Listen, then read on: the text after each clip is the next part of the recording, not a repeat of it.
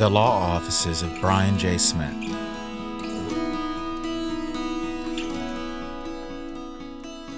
Ohio driving privileges.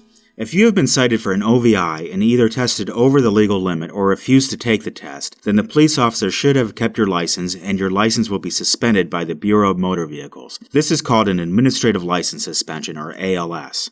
While a good DUI attorney will challenge the administrative license suspension, unless it is thrown out, the suspension will start with what is called a hard suspension. During the hard suspension, the court will not grant any driving privileges. The length of the suspension varies depending on whether you have had prior OVIs and whether you refuse to take the test. For example, for a first-time OVI in 10 years, the hard suspension is 15 days if you tested over the limit or 30 days if you refuse the test.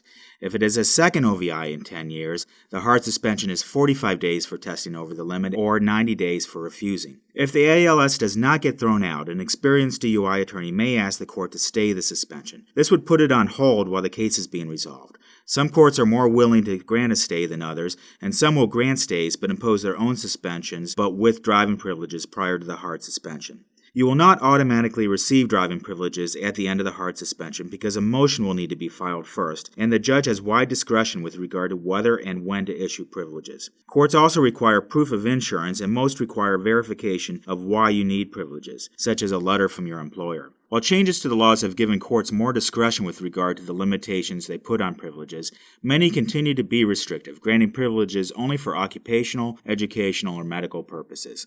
Some may also order restricted DUI license plates or interlock systems that require a breath test to start your vehicle. There may also be the possibility to obtain unlimited driving privileges after a first-time conviction if an interlock system is used.